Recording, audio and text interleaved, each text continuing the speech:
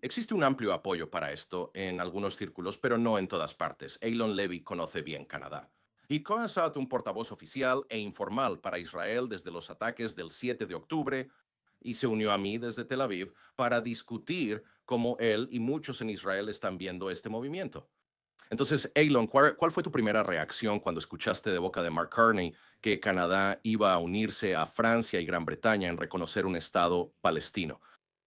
Me quedé realmente asombrado de que Canadá le diera a Hamas una recompensa por la masacre del 7 de octubre y alentara más atrocidades bárbaras contra los israelíes. Seamos claros, eso es precisamente lo que ocurre aquí.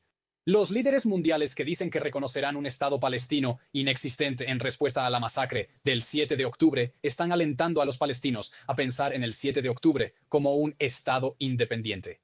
Les están diciendo que el terrorismo funciona.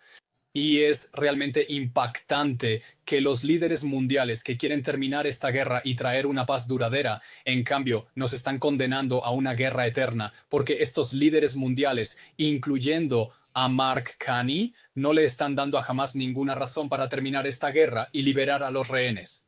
Por el contrario, le están dando a Hamas todos los incentivos para mantener esta guerra, para seguir reteniendo a los rehenes, porque Hamas sabe que la presión se incrementará sobre Israel y no donde corresponde, en el grupo yihadista que inició esta guerra y se niega a liberar a los rehenes.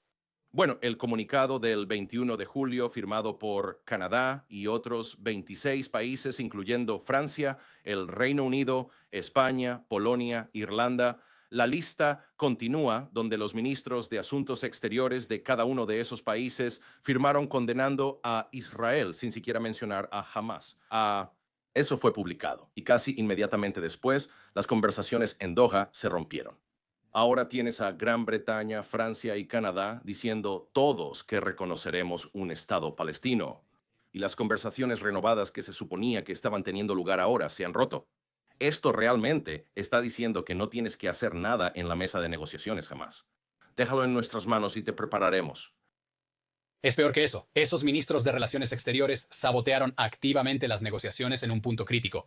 Reportes indican que Israel y Hamas estaban cerca de acordar un cese al fuego. Después, los ministros de Relaciones Exteriores condenaron a Israel, aumentaron la presión sobre el país y Hamas endureció sus exigencias. Comenzó a exigir la liberación de los terroristas que participaron en la masacre del 7 de octubre y dinamitaron las conversaciones. Esto es política estudiantil, lo que estamos viendo de los líderes mundiales que pensaron que podían presionar a Israel en lugar de presionar al lado que se negaba a un alto al fuego. Pero déjame decirte qué fue lo que más me asombró de la declaración de Mark Carney. No fue solo que dijo que reconocer un Estado palestino era en respuesta al 7 de octubre, reconociendo los vínculos con el terrorismo, inconsciente de que está fomentando el terrorismo. Fue la pura arrogancia de la declaración de Mark Carney, porque dijo en esa declaración que está condicionando el reconocimiento de un Estado palestino a un compromiso con las elecciones generales del próximo año en las que jamás no puede jugar ningún papel, diciendo que jamás no puede tener ningún papel en el gobierno futuro de un Estado palestino. Pero Brian jamás es el partido palestino más popular. Según las encuestas palestinas, ganaría por una gran mayoría si las elecciones se celebraran hoy.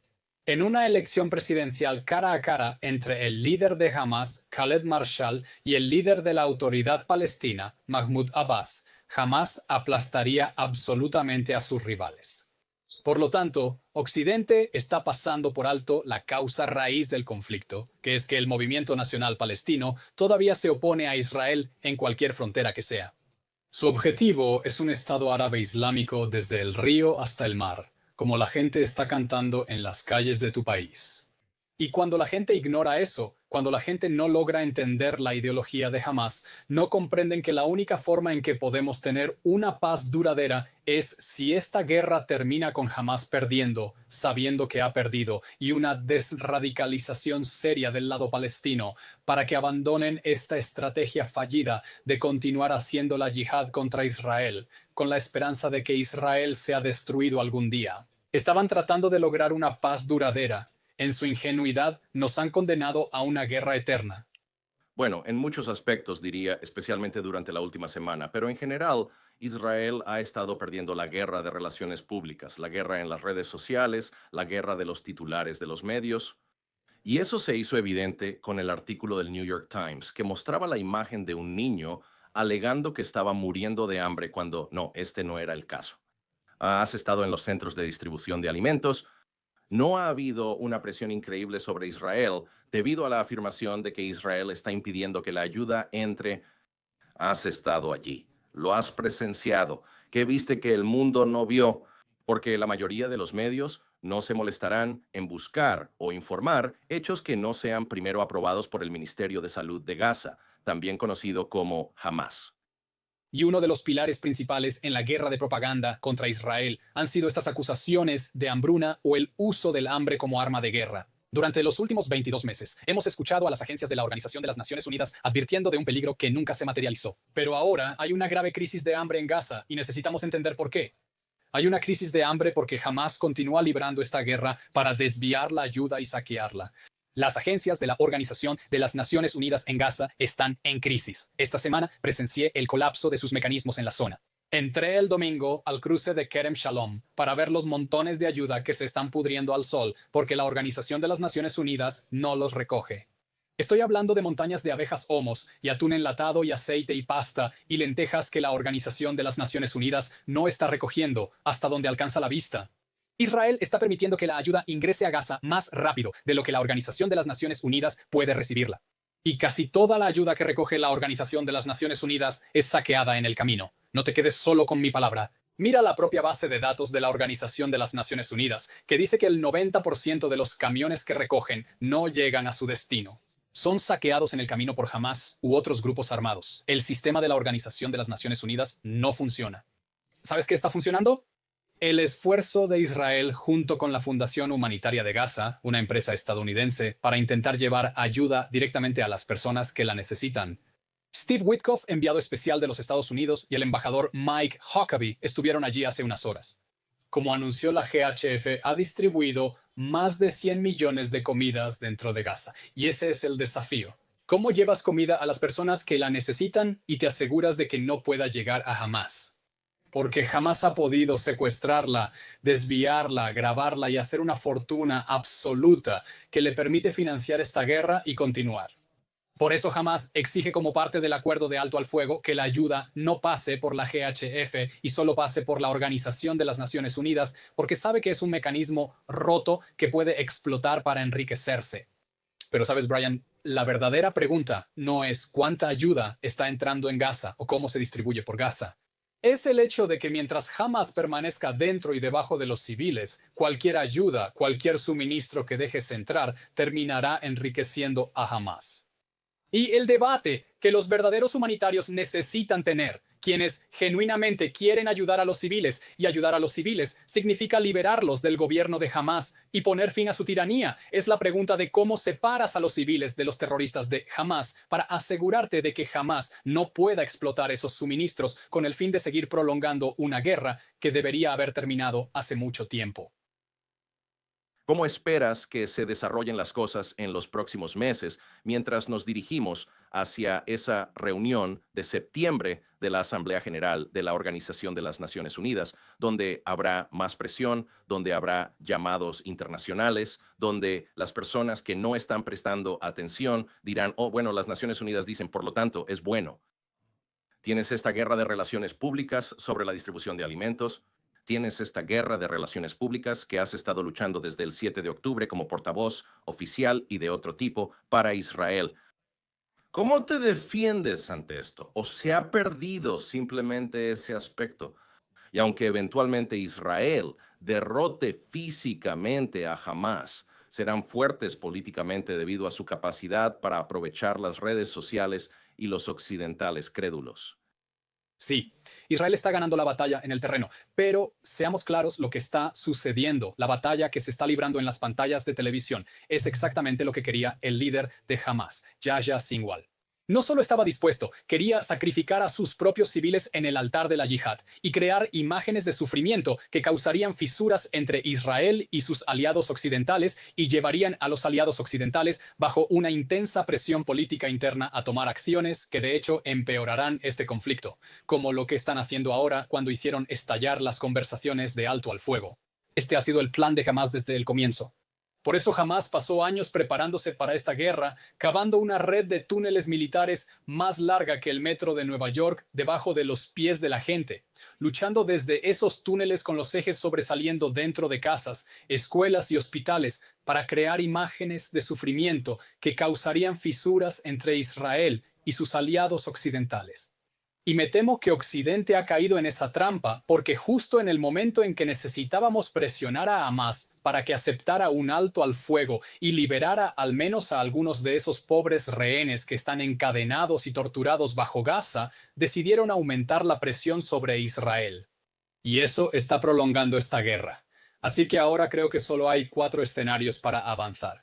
Uno, quizás el menos probable, es la posibilidad de un alto al fuego temporal.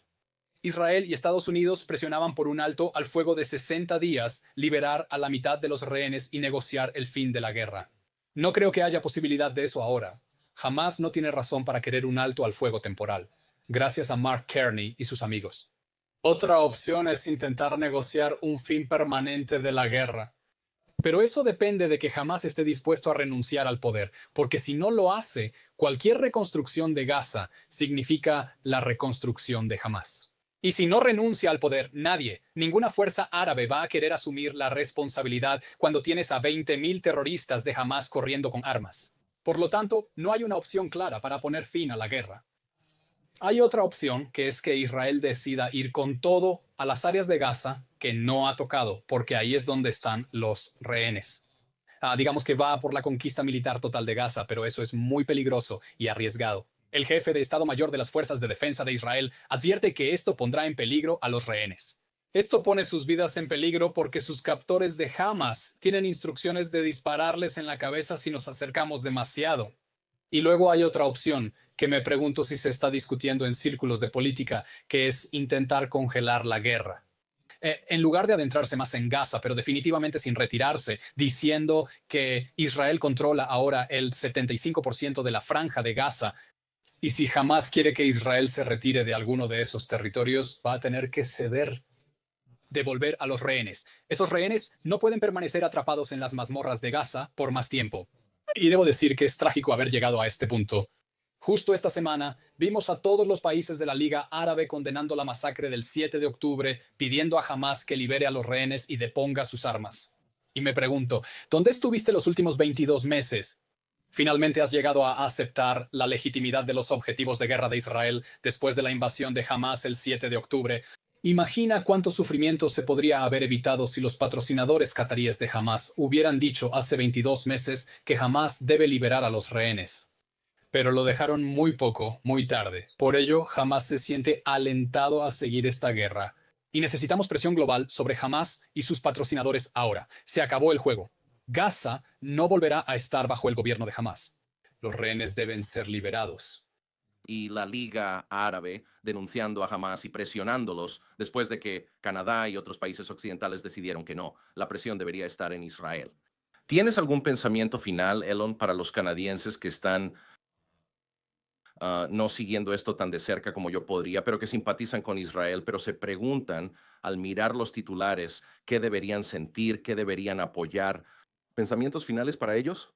¿Sabes? Ayer la Yihad Islámica, aliados de Hamás en Gaza, liberaron un video de un joven rehén llamado Ron Broslavsky.